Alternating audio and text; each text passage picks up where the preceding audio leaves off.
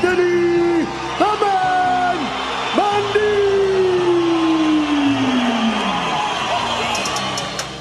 Mundine! Champion and a rugby league great Anthony Mundine. Boxing legend Anthony Mundine. Mundine! Mundine! He's away!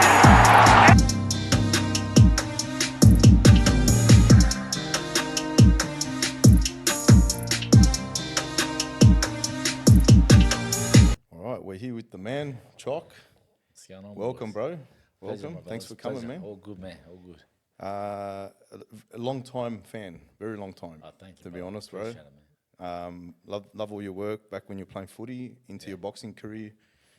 Amazing, bro. And that Yeah, message man. you get out there I've had is amazing. I've had a wonderful career, man. You know, I live my dreams. I could say I live my dreams. I envisioned it as a young kid. I manifested it through my teens, and you know, made it happen. You know, alhamdulillah. So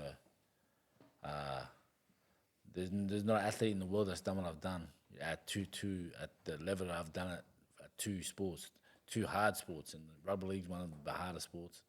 Then go to boxing and become 3-time world champion in descending order. No fighter has done that. So No, it's absolutely amazing. Great achievements through your career, bro. And hopefully there's a lot of youngsters that look up to you. I know I did growing up. I actually remember meeting you once. I think it was '99, New Year's Eve. You used to drive a black Rexy, yeah? yeah, I did, yeah. You stopped at a servo on King George's Road. Oh yeah. And I was there with my mate, and we looked up, and that's Anthony Mundine, you know. And he actually come up and said hello to us, bro. And that's what made us realise, like, man, this guy's pretty humble, you know. Yeah, bro. Like it's opposite to what they portray me to be. You know, my alter ego, the man, when I'm, you know, entertaining or getting ready for a fight, it's different. And you know, I'm real sort of shy, placid, laid back brother. You know, when I'm off any sort of competitive, you know, fight or football or whatever it may be, I'm real laid back and kick back. So the way I was brought up is treat people like you want to be treated. Yeah, bro. And I know, you know, I know that I was a profile. I know I have people that, you know, look up to me or, you know, fans of mine or whatnot. So I try to give them that time because without them I would be nothing, you know. That's. I mean, you live by that, man. And you spoke about. You just said now your upbringing and you brought up to treat people the way you want to be treated. Tell us a little bit about your early life and upbringing. Well, man, a lot of people, you know, think that we were sort of had the golden spoon, because my dad was a fighter and you know, he you know, reached a lot of goals that someone from Bay Eagle, which you fellas would know where Bay Eagle is, but it's up near Grafton, inland, where my dad's the Aboriginal mission, where he's from. Nobody's to come out of that little mission with about 10, 20 houses on the mission, and to come to the city and be number one in the world as a middleweight, as a fighter. You know, so he went from rags to riches, really, you know. But one thing was for sure, you know, black fellas, like Aboriginal brothers and sisters, we weren't taught how to manage money or build wealth and things like that. So my dad, you know, back in the mid-70s, places in Newtown were going for 30, maybe 20, 30 grand, you know, terraces and things. My dad was, you know, at his height, at his peak, he was making, you know, anywhere between 50 to 100,000 USD money. So that was, you know, a lot of money. He can buy a couple of houses. And he always used to tell me, he used to say, oh man, I wish I could have my time again, because I'd put my money into brick and mortar and property, you know. And it would have been set. But we grew up in Canterbury, South Canterbury, in a 3-bedroom unit. I went to Canterbury South Public School, across the road, and then went to Canterbury Boys. But then nice. when I was Same as me. when I was about 13, we moved from South Canterbury just across the road to Elwood, Okay. which is where my dad had my dad had a place for his mother, my grandmother, and so we stayed there. And then, so my dad was just trying to make ends meet after boxing because he never really Invested properly or capitalized on the money he was making when he was in his prime. So he was just trying to make ends meet, and then he had to go back. I think he had to come back just to pay taxes, things like that. So we never had a like golden spoon, so to speak. But I used to wait for ab study back in the day. I remember that. Yeah, I used to get that. Yeah, so I used to love that ab study days. You used to get a bit of dollars. Yeah. You get a mad feed and that. So, I knew what it was like to have nothing as well. But at the same time, we never went without. My dad was always, would provide. Or my mum, she worked too. And then my dreams, I've always had dreams from a young boy. I see my dad used to get idolized by people and respected because he was very respectful man. And I was like, I want to be like that one day, I want to be like that one day. And my passion at the time was football. I played footy, obviously, from 4 years old at Zetland Juniors in Waterloo. And I wanted to make Australia. That was my goal. And I wanted to be world champ. That was my other goal. Oh, nice. So you actually had those goals from a young age? A young age, bro. So you always wanted to be a boxer? Yeah. Well, because of my dad, I knew I had hands. Like I knew I could yell right. You know what I mean? I felt like confident within myself. Yeah. I never had done boxing as a kid. Like I should have got into amateur boxing as a kid, but I never. I was just too busy with footy and basketball. Yep. I just played a lot of basketball back in the day. Fair enough. That's interesting. I didn't know that. Yeah, it's basketball as well, man. So why I was footy? a bad boy basketball. So why footy first? Was that just something that the family that you wanted? I was like, with blackfellas, like that's one of our probably our go-to sports. You know what I mean? And obviously coming from New South Wales, on the east coast of Australia, it's the biggest sports there is. And I just fell in love with footy, from a young age. So I played from since I was 4. I made all the juniors in the junior reps, like New South Wales schoolboys, Australian schoolboys, Australian junior kangaroos, any rep team you could imagine as a junior. I was like, I was the next big thing coming through. You know what I mean? And my main goal was to go to the seniors and conquer that as well. Okay, interesting. So you obviously mentioned your father, and that. What was your relationship with your father like? It was good, man. I mean, my dad never drank or smoked, never took drugs, never. So he really embedded that into me from a young boy. I can respect there, bro. I mean? Great role model. He used to. I remember vaguely when I was maybe 8, 9, 10 years old. He used to always. He still goes there today. Bar Calusi down in King's Cross. Darlinghurst. Used to go to Bar Calusi, and after we have a coffee or hot chocolate or whatever, we go down to we're talking about the mid 80s, so the cross was really the cross, you know what I mean? We go down to the King's Cross, and there's a couple of arcades, went to play games and stuff, see the prostitutes, drug addicts, and we do that because he was so popular in that profile, we'd always engage with people, you know what I mean? And we talk to them, and they tell us, and they'd always tell me, don't have a drink, don't have a smoke, don't you do drugs because you don't want to go down the road I'm at. So I learned from them, you know what I mean? And that really embedded into me. I was never going to drink, I was never going to smoke or do drugs. And I went through a culture in rugby league that's what they do, bruh. You know what I mean? Yeah. And I was staunch enough to say no every time, to the point where the players, if anyone offered me something, they said, no, don't give it to him. He's right. You know what I mean? They said they respected that in that sense. That's amazing, man, because, big respect, bro. Yeah. It's very hard to be surrounded in a culture like that and say no. 100. You know what I mean? 100%. Well, to the people out there that's listening, man, like, you're either a follower, you're the sheep with the herd, or you're a leader. And you lead yourself where you want to go, what you want to do, where you want to be, and where you see yourself. So you either want to do something for yourself and have a goal, have a dream, or you be a sheep and bah. 100%. You know, that's actually really hard as well, because like, And if it's, you're- I know it's hard because you come to a point. Oh, but you know, not many people are born with the gift that I have. You know what I mean? Yeah. I mean, I was knocking around my brothers, in Waterloo, Redfern as a teenager. You know, I could have easily took some Yarndi when I was offered the Yarndi when I was 14. You know what I mean? Hanging around Waterloo, Redfern, and went to a terrace house and I was offered some Yarndi. Or they'll puff given, so they was asking everyone to have a go. Yeah. And they asked to me, and I was like, I froze, bro. I was like, far out. And it felt like a minute, but it was like probably 10 seconds. I was like, nah, boys, it's not for me. I'm out of here, brothers. I'm see you later.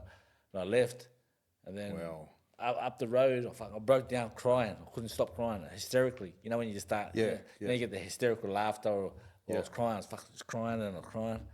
I come through. I was like, fuck. Then I knew from that moment, bro. I knew within myself and my everything that was in my head, I can achieve and do whatever I want. What I want to do. What my goals at the time was about with footy and boxing. I was gonna make it happen. I knew from then that That was literally the crossroad that you were at. That was bro. the That crossroad, was bro. literally that moment, bro. that was the moment. And you probably didn't realize it then, but when you look back on it now, Nah, I do realize it now. yeah, that's I what I mean. probably didn't realize it then, but now, Yeah. 100% that was the biggest sort of turning point for me mentally. Yeah, because that's a gateway drug, bro. Like Yeah.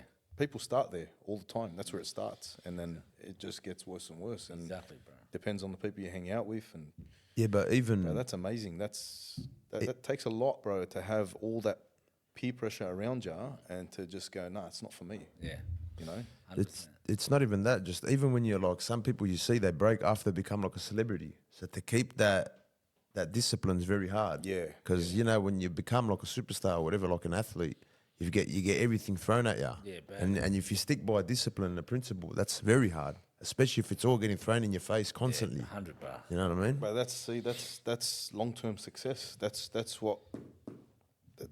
what's happened here with Chalk. So if he's maintained that, he's kept those principles, and it's created very long-term success. Never fell off, bro. Well, I you knew know what from I a mean? young age that I was gonna be somebody. You know what I mean? As a junior, like I said, I was touted one of the best players, or enigmas to come up. You know what I mean? And every parents' mouths, coaches' mouths. My name was fucking Mundine. Watch his cat. You know what I mean? And I knew I was gonna be something special. And you were, bro. And honestly. not just saying that, I didn't change in the person that I was. Yeah. You know what I mean? And my mum told me, she's gonna tell me if I ever changed as a man, with his success like you was talking about. But she never told me yet, so I've never changed, bro. Well, they've done a good job, all bro. right then. They've done an amazing job, They've bro. done a good job. They have, mate. Big respect to you, bro. Your footy career, man. I was a bad boy, bro. You're an absolute gun. I used to love watching you Classic play. gun. I wasn't a Dragons supporter. I was a Bulldogs supporter, bro. I've been a Bulldogs supporter all my life. The doggies, I love the doggies too. Yeah. I didn't even play there, Hey? Oh, did ya? I trained there for 2 weeks. What happened? Remember the Super League season? Yes. Yeah. Well, That's when you went to Broncos. 90, Yeah? I went to Broncos, but 96 and the end of, I was talking to Brisbane, but Canterbury was in the mix too, and so I started training with Canterbury. Had 2 weeks training there, Yeah. and then I didn't have to deal wasn't right or whatever. Things didn't line up, and Brisbane gave me a deal that I couldn't refuse. Couldn't refuse, yeah. Well, why wouldn't they, bro? You were the highest paid player at the time, weren't you? Yeah. Yeah. I don't know how you didn't make Australia. You made New South Wales? I played New South Wales, but that's why I left. That's why I left the game. Yeah, that's what I was going to ask you, because Bit of controversy there. that was very, very controversial. Like Yeah, everybody bruh. had the opinion that Chalk needs to be the Australian 5'8". Yeah, 100%. I remember that. That's why I left, bro. And I knew because I was very outspoken, very outlandish, and very confident. I spoke about on Aboriginal issues, Islamic issues, and always stood up for my belief. They wanted to show me the system. Wanted to show me their power and you know I would have got picked for sure, but in their time, and I've been ready since '96. I've been ready, and you know when I led the Dragons in the '96 grand final by myself, like we had an average team. When I say by myself, I mean I lifted them. Like I got them mentality right. I got them their confidence. Every player I'd go, bro, you know, you got this, bro. You're as good as this guy. You're as good as that guy. And they used to play out of their skin. You know what I mean? You know, there's certain players that can uplift other players, and I was one of them players. So, so I've been ready since '96, and then when I retired in 2000, and '99 was my best year ever, and statistically I was the best 5'8" in the game. Like Killed it, bro. Like try assist, tackle bust, meters, tries. I was scoring 17, 18 tries as a 5'8". Yeah. Like, bro, you don't even hear about that. Nah, it's unheard of, bro. That's It's what I'm saying. something centers and wingers. That's score, what I'm you know? saying. But then I didn't get picked. They took a tour overseas, or they had a you know when they played England, New Zealand, and Australia. What do they call that? Tri series. Yeah. They had a tri series, and they were gone for like 3 months, and I didn't get him. They picked 42 men. They picked 42 men for this tri series, you know, because they don't pick one team. They picked pretty much 2, and I didn't get in that, and I was like, fuck. I was going to retire then. I was devoed. I was the best in the game. I was the highest paid player in the game, and I was going to leave then. I was like, but then I said, nah, one more time. I'm going to do it one more time. I'm going to have a mad off season, come back, I'm going to carve up again. So I done that. I started carving again. You know when they picked the Anzac test in That's right. April, I think April, end of April. I don't know when Anzac is, but it's around early Yeah. April. Yep. And Daly and Fittler were out, and they were my rivals. They were the ones that always picked over me. They were great players. I'm not like they were the best at the time, but I was better, and my performance against them, and my statistics show that I was the man, you know. And then they were out through to the injury, so everyone thought it was going to be me. Then I listened to them call the team out. I was in the car by myself on the radio, listening to the team. I didn't get picked 5'8", and then I thought, fuck, they're going to do it to me again. They'll put me on the bench as an interchange, and then I didn't get picked as an interchange. So I was like, I'm out of here. I said, fuck. Part of my friends said, frig this, I'm out of here. Yeah. So I called my manager at the time, Cody Nassau, my good brother of mine. I said, mate, book me a flight. I'm out of here. Give me a flight to America. I'm going to go see a family that, when I played basketball when I was 15, we got billeted out to families. And I stayed with this Filipino family. Got 3 brothers, Bruce, Ronnie, and Omar. And I went back to chill with them for a week. Went via Canada because I'd never been to Canada. So I just had a little vacation to get outside the box and think about what I want to do. You know what I mean? If I really want to continue with putting up with this blatant, not just racism, but just personalised attack on me. You know? How'd you feel at that time, like when they didn't pick you? Bro, What was going through your mind? Because you tried again, smashed it. I was devastated, bro. I was devastated. What do I got to do? I got to fly. You know what I mean? Yeah.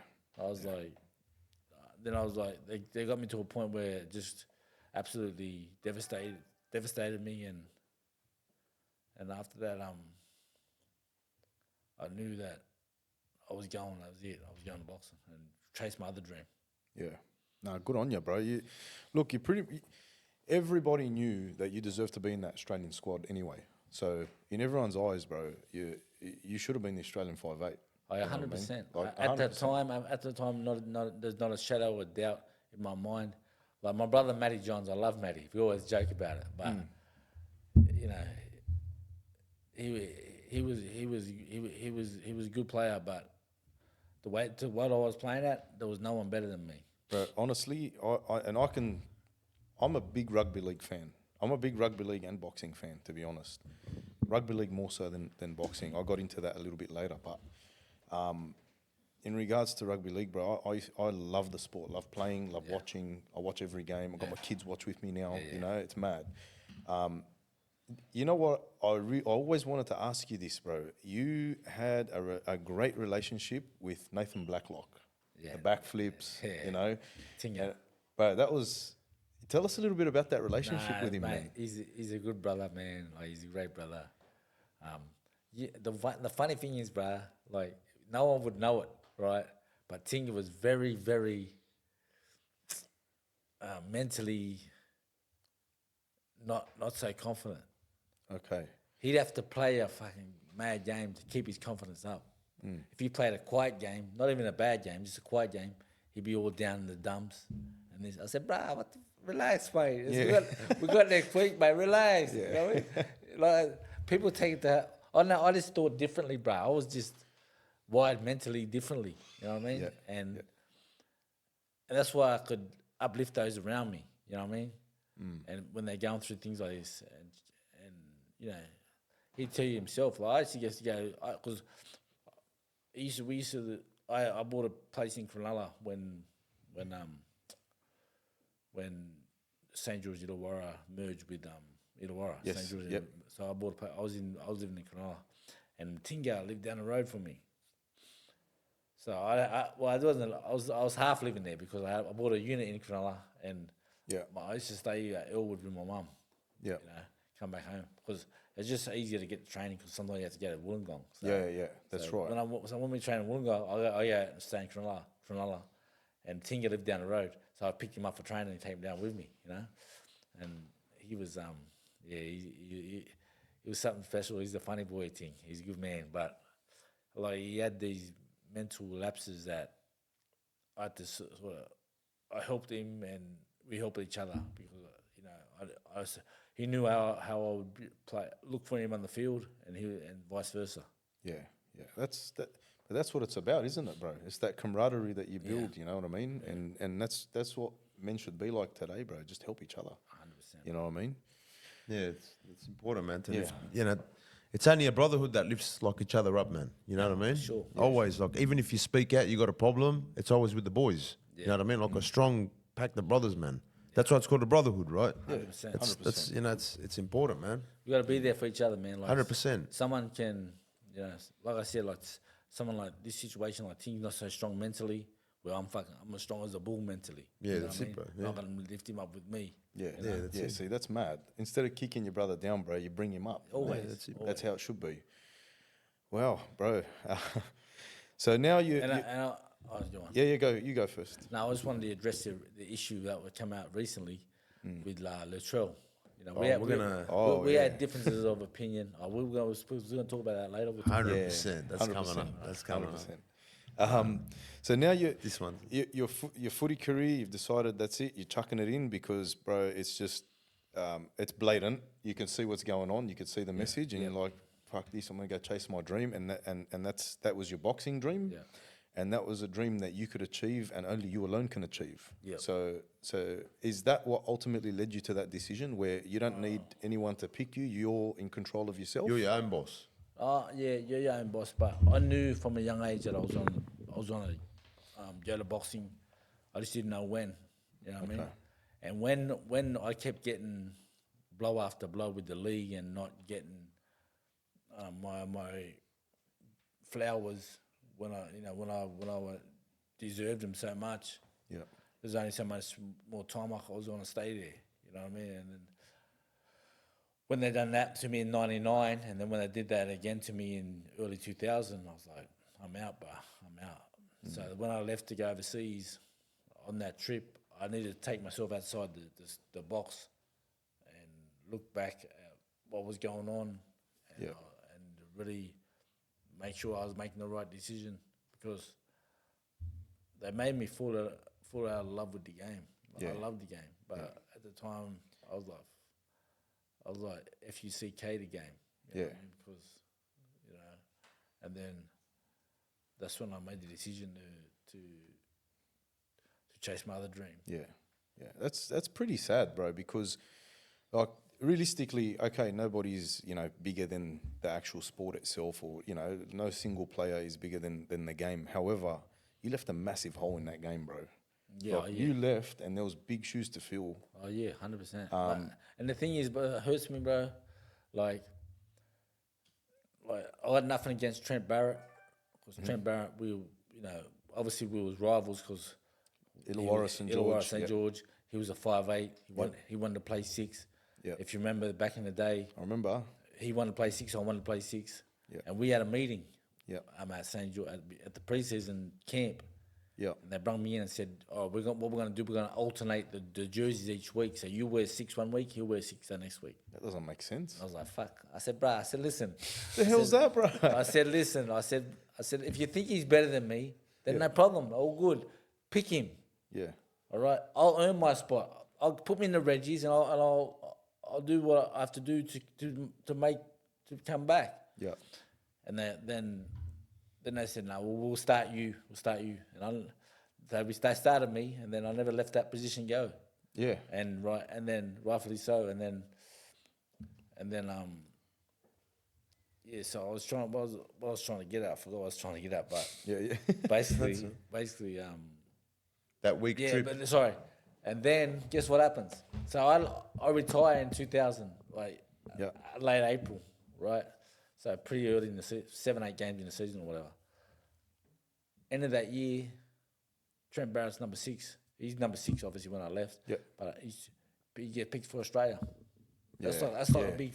That's it. Yeah. That's to me. 100%. So I was like, if it's fuck me, it's fuck you. Yeah. You know what I mean? Yeah. I know I was better, in every way, shape, or form. 100%. I remember, bro. And there was a period there where he played 7, you played 6. You partnered up with him in the halves. Yeah. Is that right? No, he played 7. Well, I said I'm not giving up the 6. That's right. If you want to put me in the Reggies, put me in the Reggies. Yeah. But I'll earn my spot. But I'm not Yeah. I'm not defaulting to 6. Like, I'm 6. Yeah. Yeah. And then they started me at 6, and like I said, I never. Yeah, Then I you just never kept left. it. I kept it. But interesting, because it turned out to be a pretty good combination. It was a good combination. It worked well. Yeah, we had a good combination. Yeah. But halves played pretty much similar Similar roles. similar roles. I think and back I then- was more of a running- running yeah, half. yeah. But I could create, but Yeah. I was more of a runner. That's But right. I was scoring 60, 70, 80 metre tries. Like, come on, bro. That's like, right. 5 8 only guy I see do that today is Ezra Man. That's right. You know? Yeah. Besides him, there's nobody else. Yeah. Yeah, that's right. Wow. Interesting, man.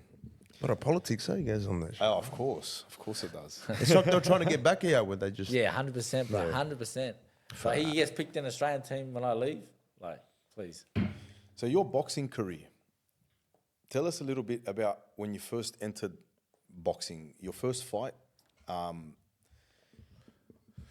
Obviously, it's your first pro fight. You've got to fight as a pro because you played at the top level in the NRL. You can't go and fight as an amateur. Is that right? Yeah.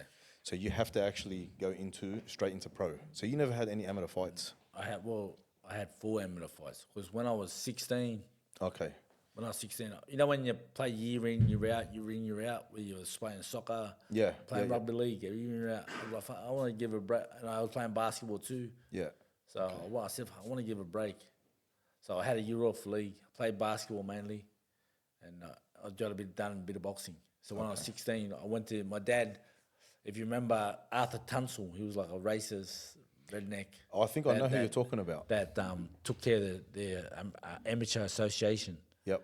And the boxing league just come out. Yep. It's big now, but the boxing league just come out.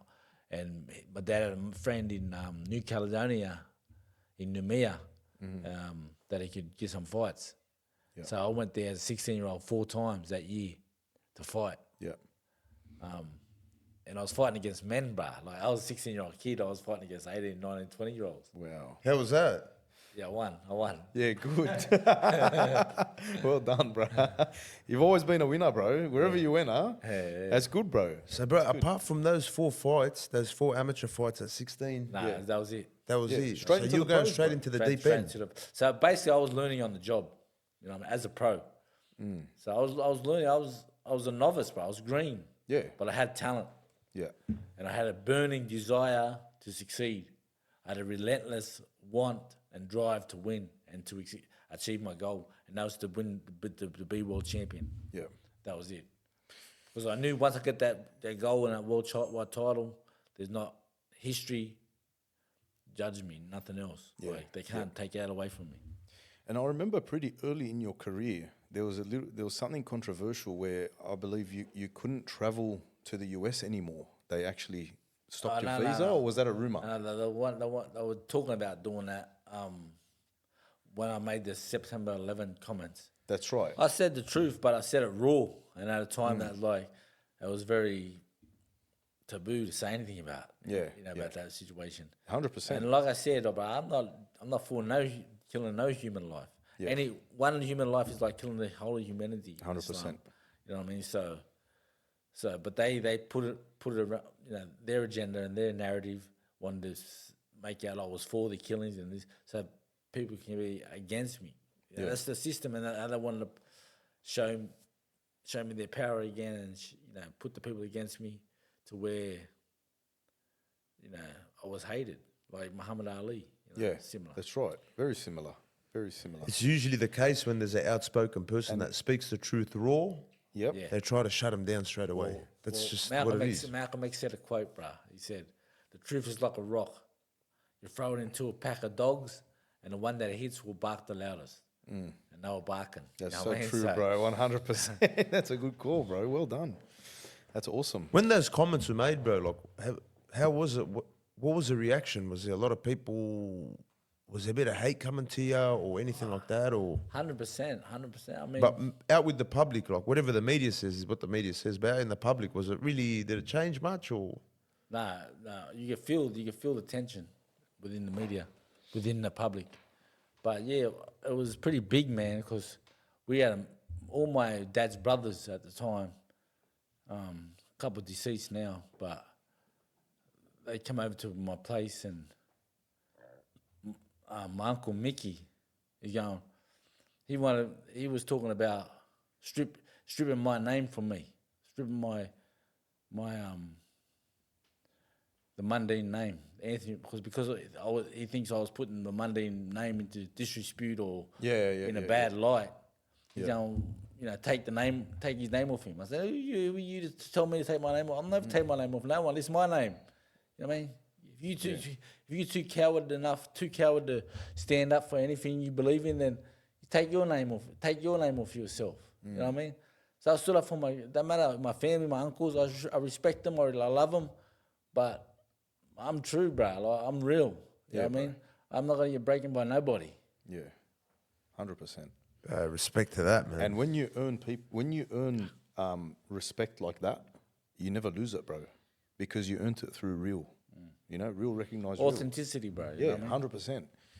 Just Well, having that integrity, man. yeah, 100%. I've always wanted to ask you this question as well, bro. That fight against Sven, Yeah. is that your first loss? Yes. Okay. As a pro, yeah. I remember you were absolutely belting the shit out of that guy. I was watching that fight, and then that lucky shot, it landed. It wasn't lucky. It was inexperience that let me down, because by round 7, 8, I was gassed. I was gone. Okay. I was gone, like gassed. I was kept moving. I had, Yeah. if I had another, I'll tell you how it happened. What happened, bro? Like, I was just gassed. I was inexperienced. I fought Sven like, now picture this, right? I'm a dude, four amateur fights, going into my 11th professional fight, versus a guy, a champion, 2 Olympics, over 300 amateur fights. Yeah. Experience. At the time, he had 22 professional wins, undefeated. He retired undefeated. Had 22 conventional wins. He won the title after 10 fights or 11 fights. So he had 10 or 11 title defenses, world title defenses. Big. Yeah. I stepped up. I said, I'll title fighting. You know what I mean? I wasn't ready. As for my experience in seasoning, but I was just that cocky kid. I'll take him on. You know what I mean? Yeah. But I had him. I knocked him down in the ninth. They counted a slip, which is bullshit. I knocked him down. He said that in the book. Yep. And recently in the interview, Ring Magazine interview, if you look it up, Sven Otke's greatest opponents, and he had 10 categories, you know, fastest feet, fastest hands, best defense, best this, best that. I was in 7 of them. Wow. And he said that who was his hardest fight ever to date, ever in the step in the ring with? Yep.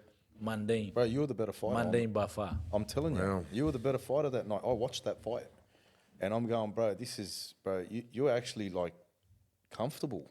Yeah. You're getting him. It's like, just experience and you know, my seasoning and my fitness at that level. Yeah. To go for 12, if I go 12 rounds at that level, I beat him. But guess what happened? I lost. Right, I got knocked out, and I couldn't believe it. I was in the ambulance because I was awake, but I was in the ambulance going because it's just precautionary things. Going back to the hospital, thinking, fuck, I just fucking got knocked out, but fuck, what am I gonna do? You know what I mean? I had the Nathan Blacklock situation. Nathan Blacklock situation in my head. I was like, fuck, what am I gonna do, bro? Like, and then because when we on the way over, I don't know, I used a mate. His dad does a travel agency, and we went via Greece because he's a Greek guy. So I went via Greece, went to Greece, Athens, and then went to Dusseldorf and down. Took us ages to get there. So on the way back, it took us ages again. And I just think, what I'm going to say to the Storm when I get back home. So I jumped off the plane, and first reporter asked me, well, what are you going to do now at F Chalk, you know? I said, don't worry, bro. It's a lucky shot. I'll be back. You know what I mean? So, but having that, but I was really devastated, and it gave me more drive and more want to achieve the goal that I wanted to achieve, and that's be champ. So I got on. I started boxing again, staying active, and then a year and a half later, would have been, about a year and a bit later, I got back into the manager position. But by that time, Sven had unified the Titles. WBC and another title, IBF. Yep. WBA and IBF. And I was WBA number 1 and to fight him. So he was, when you unify for the WBA, you become a super champion. That's right. So, and then he became a super champion. And then I went to fight him, and then I became mandatory to fight him. So then he done the smart thing. He retired. So all that. Is it called smart or coward? All that smart, you know what I mean? 'Cause he knew I got more seasoning, more experience. I wasn't gonna gas after 7, 8 rounds, 6 rounds. Yeah. I would have gave him 12 rounds at that pace, no problem. And he knew his time has come. And he bowed out. You know what I mean? And then so I was number 1. Antoine Eccles was number 2 in the world, the American that just come off 2 close losses to Bernard Hopkins, the great Bernard Hopkins. Yep. And Hopkins said that was one of the hardest cities he's ever faced and baddest boy. He still had a bullet lodged in his arm or something. It's Antoine Eccles. Yeah, Antoine Eccles, I remember when he came here. I used to work at the airport, and I remember when he was flying out, bro. Yeah. He had one eye shut, bro. Had the sunnies on, everything, bro. He was gone. Yeah. I watched that. So Yeah. and then I fought that's when I became the champion of the world. Yeah. That night. Absolute champion, 100%, bro. This is what showed me what the narrative was, right? This is where I looked and went, fuck, man, they're still after this guy. That poster that got sold Australia-wide, like there's this guy who's gone over, was it in Germany you fought, Sven? Yeah. He's gone over to Germany to represent Australia. He gets knocked out, and these bastards now, this is what pissed me off. They had that poster of you laying there in the ring, and it's fucking getting sold in Australia, bro. Like, that poster shouldn't have seen daylight here. Yeah. And this is what showed me the narrative, yeah? And this is what made me look at it and go, bro, these guys are just like, bro, he's representing your country. It doesn't matter who he is. He's representing Australia. How can you let that poster into the country? like to begin with. It's- How can you let people sell that? That's the hate and animosity that I had towards me and what I stood for as a man. Yeah, bro. Just like Ali when he's poster and he had all them spears in him. Yeah, Remember that? yeah, yeah. Yeah, same sort of thing, you know. And it's a system, bro. You know, like we live in Australia, we enjoy Australia, we love Australia, but I'm a TO, I'm a traditional owner. This is my land, Yeah, bro. my country. So, you know what I mean. There's two laws here, bro. You have a privileged white law, and the rest of us.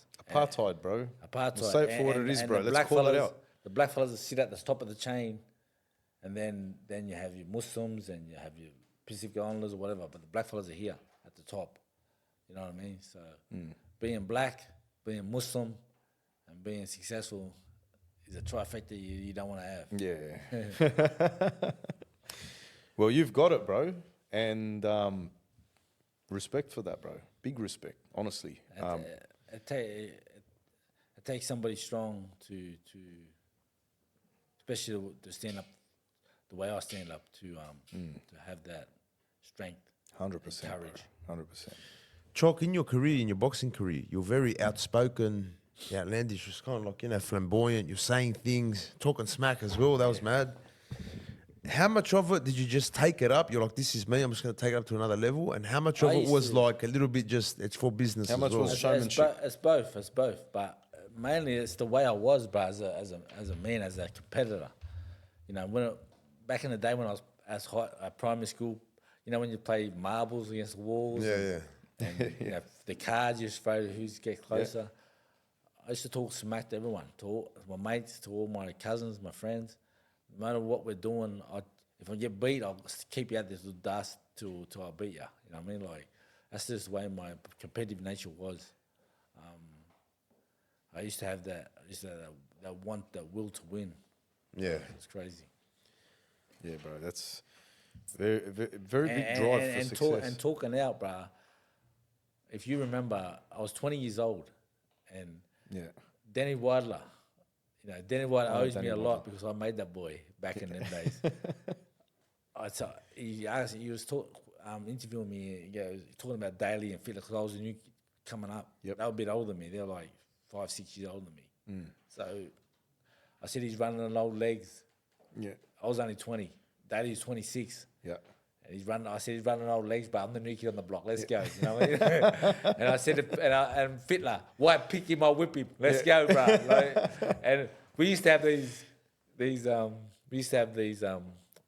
photo shoots, and I remember Fittler and me was at the Sydney Football Stadium, in the what do we call it? The corridor. In the corridor? Corridor. To go out to the field. Yeah. In the tunnels. Tunnels, Yeah, yeah. yeah. The tunnels go to the field, and I was just meeting him, and he wasn't talking to us. So I knew he knew it was on. You know what I mean? Yeah. It was like a fight. The build up was like a fight, like Tyson versus fucking Foreman or someone. And but alhamdulillah, every time we play, not just would I 9% of the time I play them, but my team will beat my team will win. They have never beat my team, Daly or Fittler, the Roosters or Canberra has never beaten my team when I played. That's a stamp right there, bro. Like that just shows you. So when I walk into the room and if they're there, bruh, their head goes down. Yeah. They know the Max in town, Carve bruh. them up. The Max in town, mate. You know what I mean? He's always got it, eh? He Chuck, you does, still he's got always it, man. You still got it, bro. Yeah, man, you're always going to have You don't that. lose it, bro. You don't lose it. Yeah, that's it, man. So tell us just how it felt to become world champion, bro. What was that feeling, bro, through the whole... It was like a big monkey off my back, like a big monkey. Because I said when I left footy, I said I was going to do it. Even I think before I was playing footy, I said I was going to go to boxing. So I've predicted this for a long time, and I've dreamt it, I've manifested it, and now it's just to see it come to reality and win that world title that my dad never got. But my dad would have won a world title in my era because there was more belts. But back in them days, there was only one belt. But I can't help. I keep telling my dad, I can't help what era I was born in, Dad. You know what I mean? he's competitive with you now, going, oh yeah, I would have won a belt, bro. Look how back many in there the- is, yeah. I agree. Back in these days, it was Yeah. harder. You know what I mean? You know, probably better fighters. Yeah, But I okay. can't help. But me at my best, and my dad at his best. That's close, bro. Yeah, How'd that go? It was close. It's close. So I was a good defensive fighter. yes, You know what I mean? yeah. Very slick, very defensive. Speed, My dad quick was, jab. my dad had the knockout power in both hands, and he was very aggressive. Yeah, okay. Who inspired you the most, bro? Like out of all the boxers? My three favorite fighters of all time is Muhammad Ali, Sugar Ray Leonard, and Sugar Ray Robinson.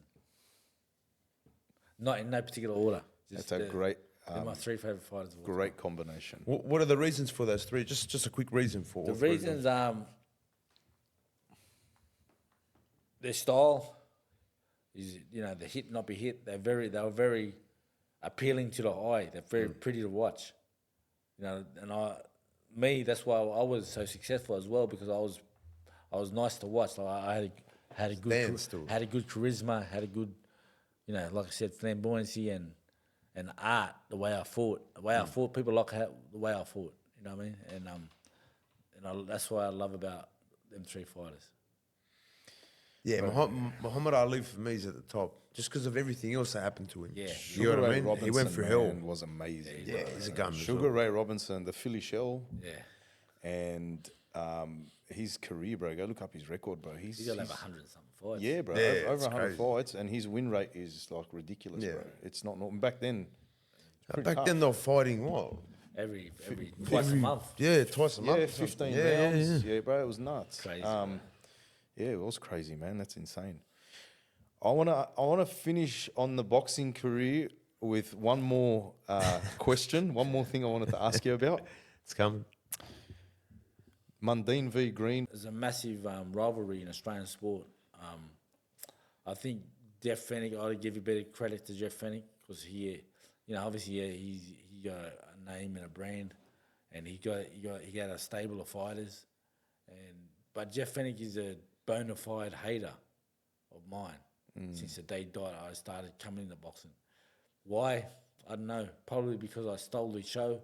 I got all the attention. You know what I mean? I got all the attention. Everybody wanted to see me, and his fighter wasn't getting no attention. You know what I mean? And they ambushed me. They ambushed me the day after I done a Fox Sports interview in Fox Sports in Darling Harbour.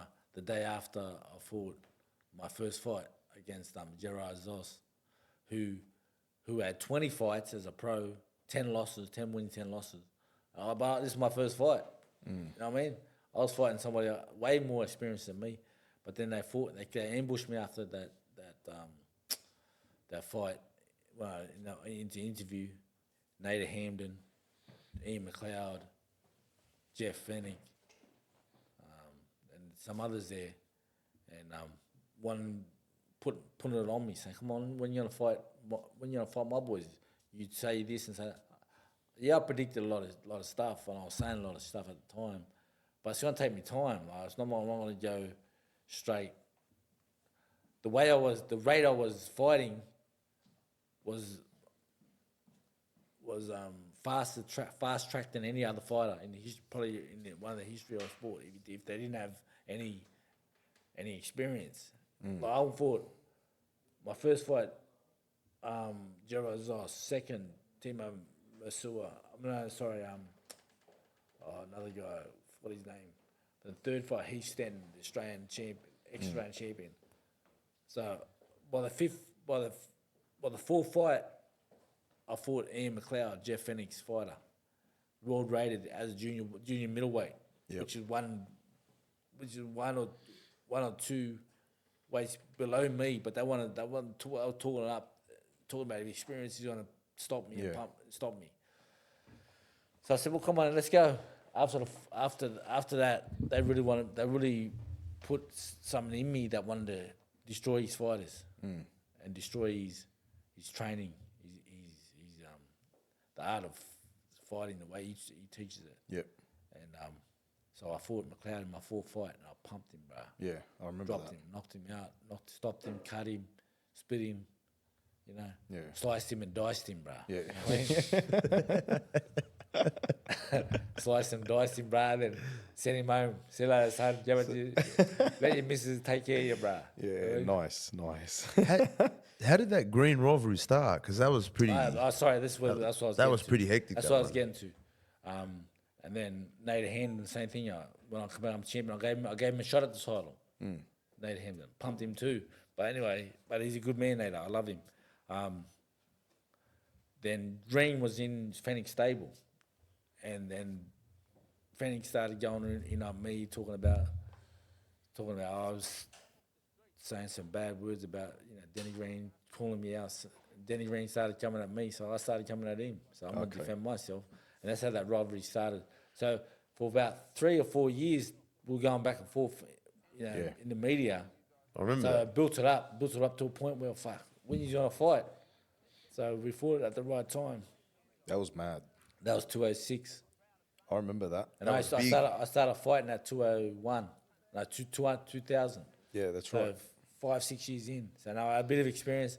Now let's see. Now brothers. let's go, Now yeah. let's go. Now I got a bit of I remember mojo. that. You know what I mean? I remember that pay-per-view, bro. We sat down, we fucking watched it. But everybody was talking about. Chuck it, come man. out fucking rapping, you know? Yeah. That was I mad, come bro. out with the Roy Jones. Make sure you got to get Oh, that. you came out with the Roy Jones? Which one did you come out to? Yeah, I remember that. Backed. But there was the one where you come out to Platinum Rider. Yeah. Your actual song. Yeah. That was I think that was on a defense of a title. I remember that, bro. You actually had the thing, you were singing it. Yeah. You were actually rapping on your way out, bro. Rider, Man. Yeah. I dabbled in a bit of rap, man. I done an album. I done a MAN album. It's never been released. Release it, bro. It's a crazy album too, man. Release it. Do an exclusive, bro. We'll release it for you. Yeah. Let's Yeah? do it. Give us about a 20-second clip of it so we can throw it on. You know what I mean? It could be part of the intro. What do you Be reckon? mad, bro. Be mad. Who's influenced you? I listen. My favorite rapper of all time is Tupac. Yeah, Tupac, I think he's at the top of the list for. What about everyone, Biggie? Yeah, I love Biggie too, but I think Pac just bro. Had a message. resonated with me because it also the message. You know what I mean? The message had a and message. how did it come from the heart? And he was real. You know what I mean? He's real and authentic, and that's what I love. 100%. All right, man. That's a wrap on the boxing career, man. Have you got any questions for his boxing career? No. man, Okay. no. Apart from he might spar you after, bro. What do you reckon, man? Get chalk up so I can, I'd be honoured, bro. To be honest, probably get knocked out, but it'd be all right. You wake up in 5 minutes, 10 minutes. Yeah, but I could say I sparred. Hey, I could say I sparred Chalk, bro. It's once in a lifetime experience for a guy like me, man. I'm still staying in shape, bro. I'm still Yeah. sparring the young fellas and that. Good on you, bro. Well done, man. That's amazing. You're That's always really training, good, bro. eh? Yeah, bro. you got to stay Got to fit, stay man. active, man. And we should promote that for the older guys, Stay bro. active. Honestly, Definitely, they got to definitely. be fit and I mean, strong. look at me, and- bro. I'm 50 next year, but I'm Wow. a beast, cuz. Like, I don't look 50. No, you don't, bro. I mean, I'm an animal, cuz. That's good genes, but bro, you know what I mean? Tank, bro. Machine. Tank, bro. Look. Yeah, good on you, bro. Well done. I wanted to ask you about the time you decided to embrace Islam. How'd that come about? When I was young, I've always wanted to get close to God, when I was 17, 18, and a lot of that, my family and blackfellas and that, the Christians, because it was what do you call it? It was forced onto us, to taught to them, and so I started to learn about Christianity and the Father, the Son, the Holy Spirit, and the whole Trinity, and it wasn't making sense to me, brother. Like, here you have Jesus, Prophet Jesus, blessed and peace be upon him. Somebody who worships God in the Bible, or prays to God, asks God for help. So to me, like a man can't be God. God is someone superior, far superior. He's the creator, not the creation. So that really didn't resonate with me. And even though I call myself a Christian, I never really believed in that. I believed in the one creator.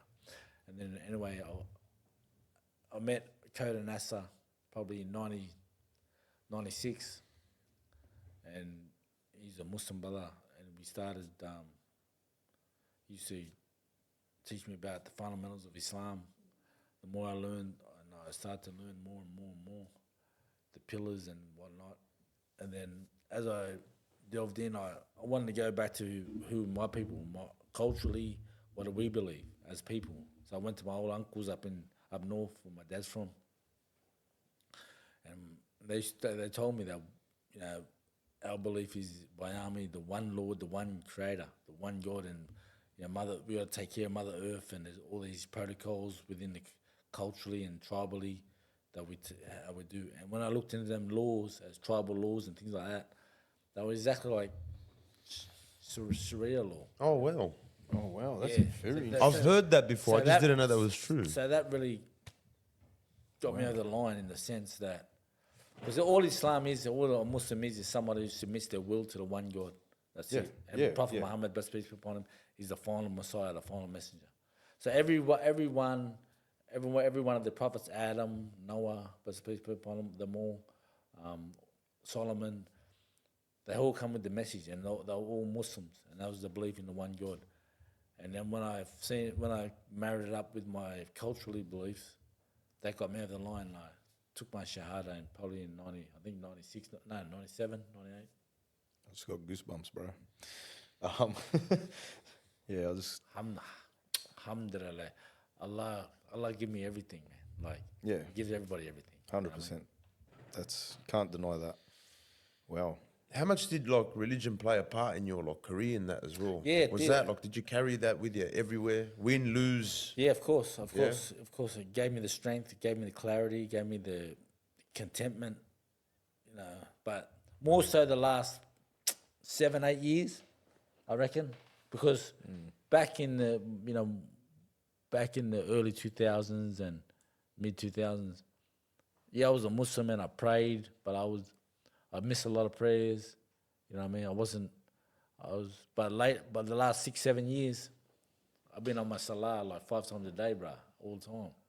And that connection is stronger than ever. And alhamdulillah. So to all the Aboriginal brothers and sisters out there, Muslim means someone who submits their will to the one God, the one Creator. That's what our beliefs, our tribal beliefs are. And our tribal laws are exactly like Sharia laws and the laws implemented by God as a guidance for mankind to live harmoniously on this earth. And that's what we were created for. We were created to worship our Creator. And that's it. Because this life is temporary, the next is eternal. So inshallah, we get to the right place. And when we asked about our prayers and when we asked about our beliefs, the door of Jannah is opened up. Inshallah, brother. Inshallah.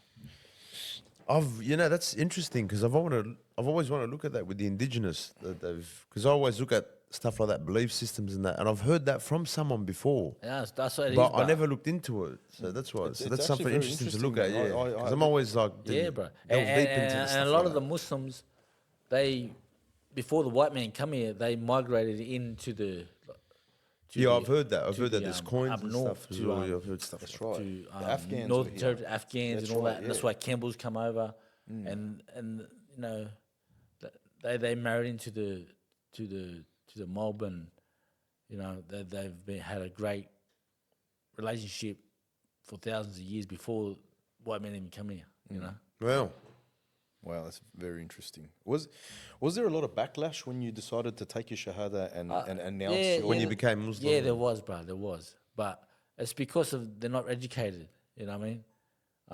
That's why I want to educate, especially my people, like the black fellas, because Islam is just it means peace, and it's the guidance of the way of life.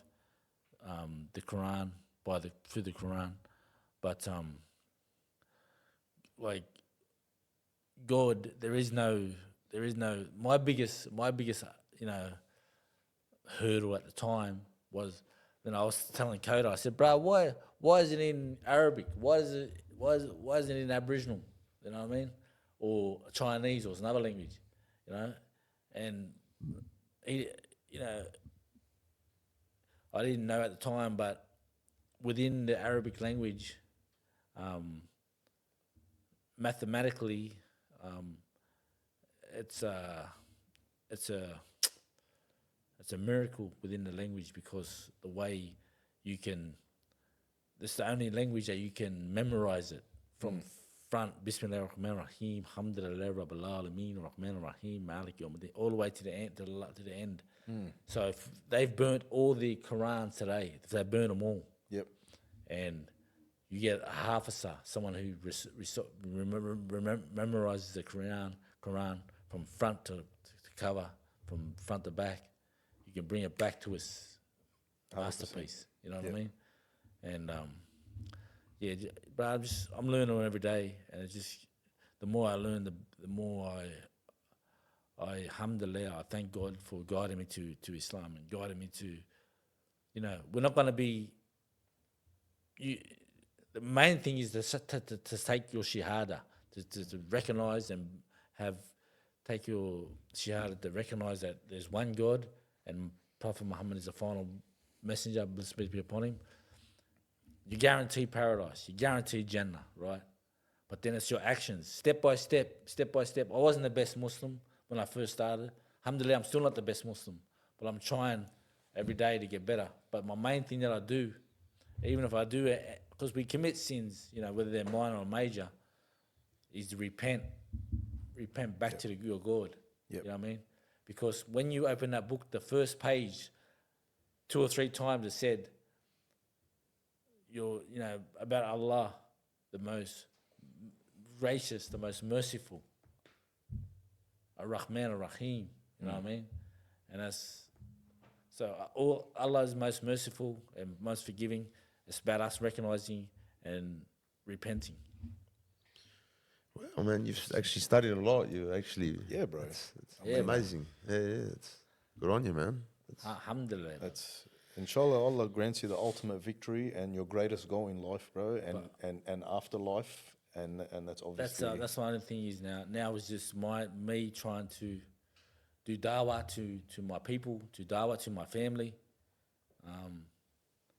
You know, with my brother Tyron here, that's Tyron Mundine, my little cuz, and I'm trying to I want to teach him about Islam, because our people are Christianized, you know, in the sense it was forced upon our people, taught that way, believed that way, so it's hard to, you know, when you know, you put them in their head enough, it's hard for them to think differently. But the scripts are there, the scriptures are there, and the books are there to see, and I'll prove that Islam's the only way. It's a journey Chalk's going to take. We're going to see if he's going to take over that one as well. Just like the rest of them. What do you reckon, eh? That's better, bro. That's better. Alhamdulillah, as long as I know I've already, just like brother Sonny Bill, as with the Polynesian community, opened up discussions and brought people to Islam, just being with my profile. You know what I mean? So, alhamdulillah. I think it's good to have an understanding. I think one thing that is missing today is people don't debate different faiths and that. It's healthy, man, to debate. You know of what course. I mean? Argue the point. Like that, you get along with others with faith as well. I've always been like that. You know, I've always grown up mixed. So, you know, I've always been interested in learning other people's cultures and that. Of course. So you don't come across disrespectful as well. A Muslim must learn about all other faiths too. Yeah. You know what I mean? Yeah, that's the thing. absolutely, bro. Because you got to obviously the respect factor has to be there, regardless what their faith is. Yeah, 100%. You know, it's all about how you carry yourself. If you say that you're a Muslim or from whatever other faith, people are gonna look at the way you carry yourself, and they're gonna say, okay, that's what you believe. We got the best example in know what I mean? Prophet Muhammad. Absolutely, 100%. Alhamdulillah, man. You know. Wow, bro, you've lived an interesting journey, bro. Very interesting journey. One of a kind, bro. Yeah. Never before, never again. Ain't no one 100%. done it. Ain't no one done my shit, bro. Oh, bro. And then they'll never give me my flowers. Probably not until I'm dead and gone. Yeah, well, bro, don't worry about that. But look, But the people know. You know what I mean? Bro, being a people's champ is better than being, you know, an organisation's champ. Or That's how you got to corporate look champ. at it, bro. That's it, bro. That's the truth, bro. 100%. You know. But that's the thing about social media and all this media shit. For me, it's always, like you said, there's a system, right? So they're going to throw this negative view out for anyone that's outspoken, right? But when you go down in the public, you see the real love, the real people, the people you relate to, you know, the ones like they could be poor, they could be doing it tough. There's a lot of people. There's always going to be more people that love you than what the TV's going to tell you, man. 100%, bro. Because I think that's just a piece of shit. I never ever believe it, man. So anything comes out on the news and for me, for me, the haters are really lovers, bro. Because you know what I mean. I know that certain people maybe don't understand me or think he's a dickhead, this guy. But when they meet me and I act the way I am towards them, and I reach out to them and I spend time with them, and they'll be like, "What the fuck? Like this place just caught me off guard. I like this guy." You know what I mean? Yeah. Like, Well, that's it, bro. That's just how it is. just like you at the survey. Yeah, bro. Yeah, I remember, bro, I'll never forget that, bro. Honestly, that was. I looked at my mate and I said, "Bro, we're fucking champion, yeah, bro." he was telling me the other day. You know, he just come up and said hello, bro. Anyone else who's got a name like that, bro, they'd probably just, you know, whatever. If you go up to them, you go up to them, you know. Yeah, yeah. I that turns me off, bro. When dickheads like get a profile and they think they're too good Yeah. to talk to or engage with anybody, and I think they're above.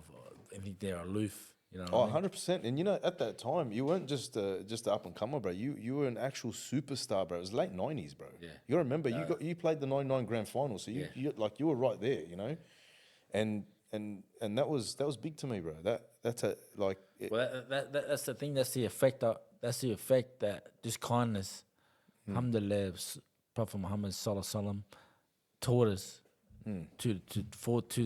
to have in general for the people.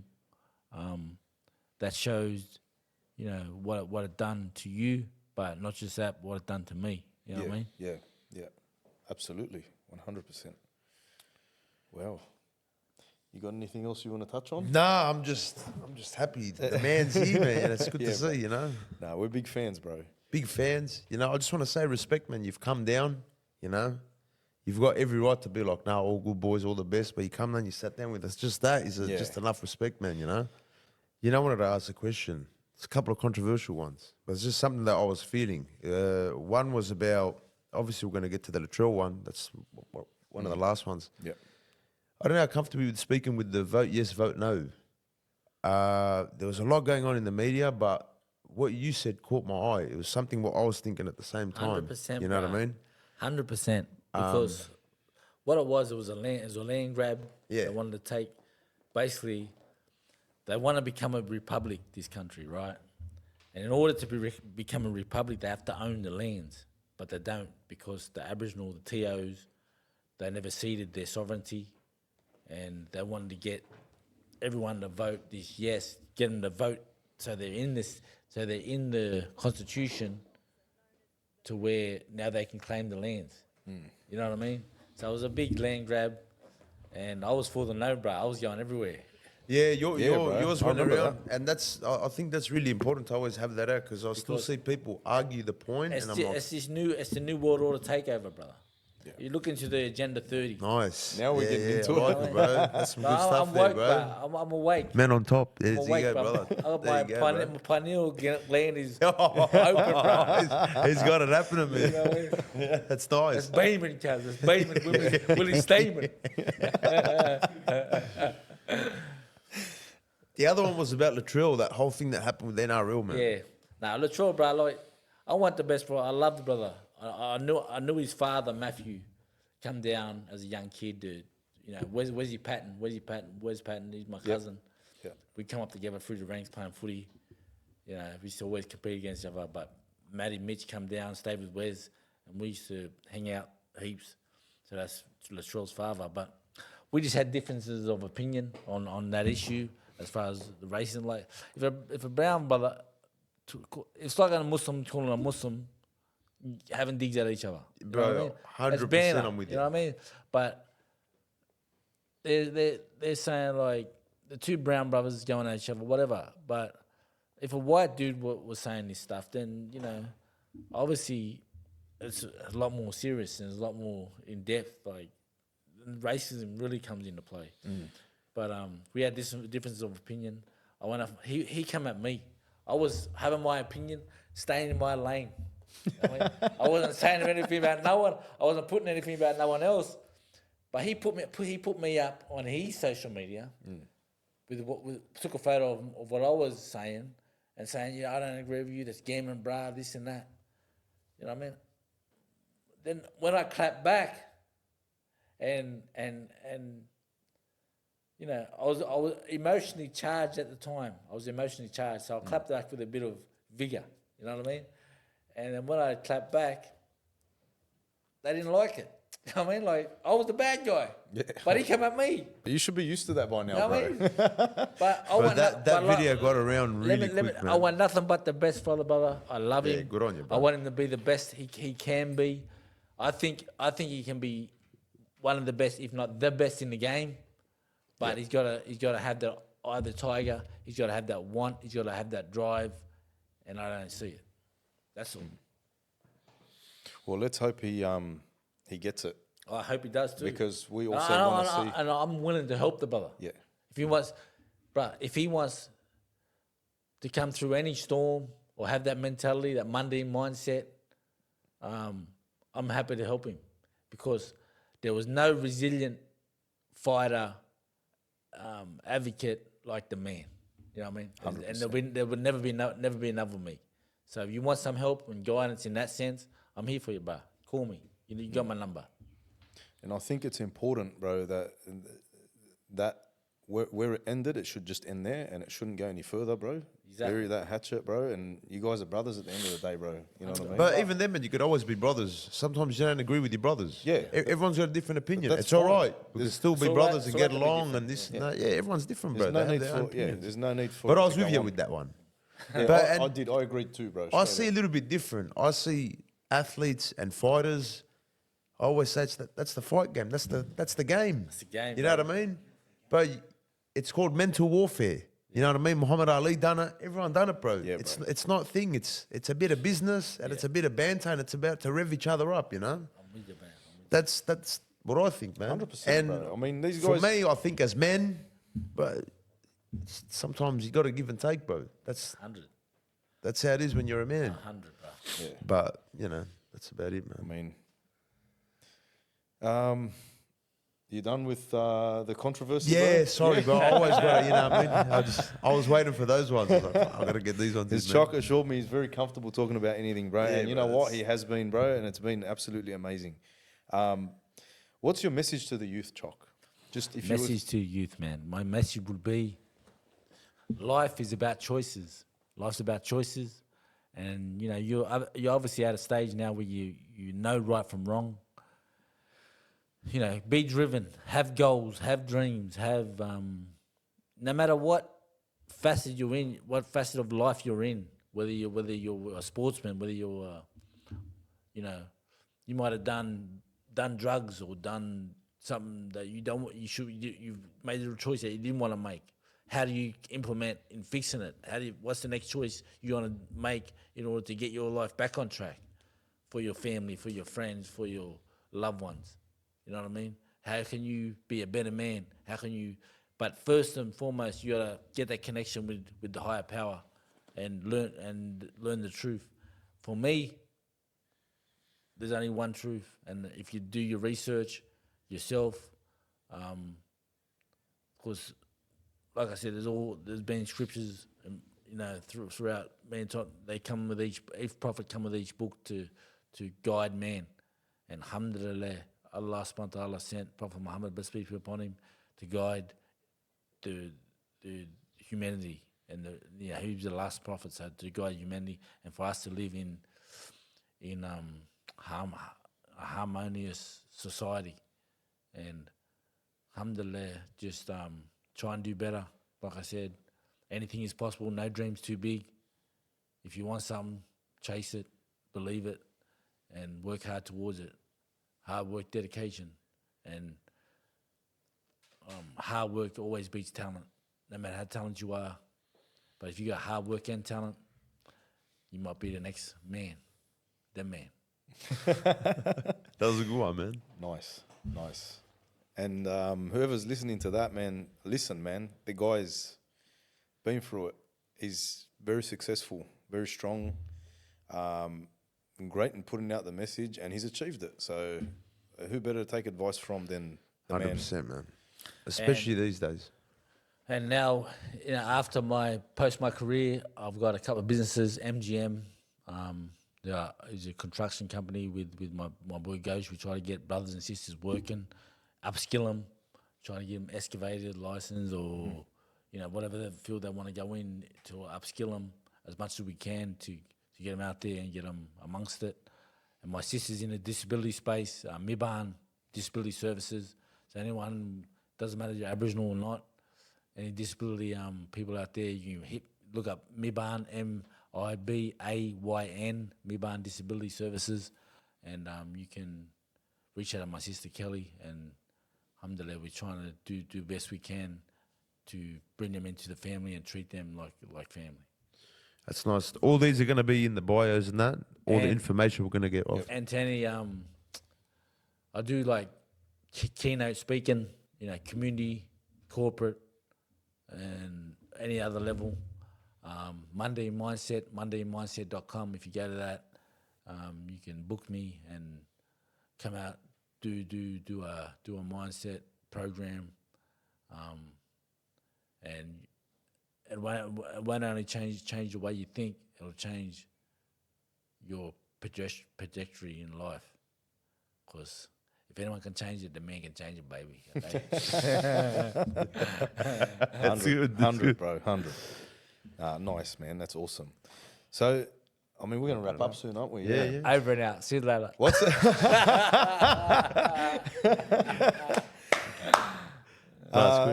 Last question, man. What's the future hold for Chalk, man? What are you looking to achieve next? For me, bro, just trying to uplift and the people around me and people I engage with. My kids are carrying my legacy, and to stay close to my Dean, man, and get ready for the next life. You know what I mean? That's the most important, is to make sure I'm on my salahs and make sure that I'm connected to Allah, to the Creator of the heavens and the earth and everything in it. And because, like I said, this life's temporary, and we don't know when our time's up. But there's one thing certain, and every soul must taste death. So I want to be ready at that moment. Some powerful words, man. That's the perfect way to finish it, man. I think it's amazing. Chalk, the man, the boat. It's been an honor, bro. Thank you, bro. Thanks for having the boat, us, man. That's a new one. The best of all time. Yeah, Baby. The boat. It better be the boat. I don't claim to be the greatest fighter of all time. I don't claim to be the greatest footy player of all time. But I am the greatest athlete of time.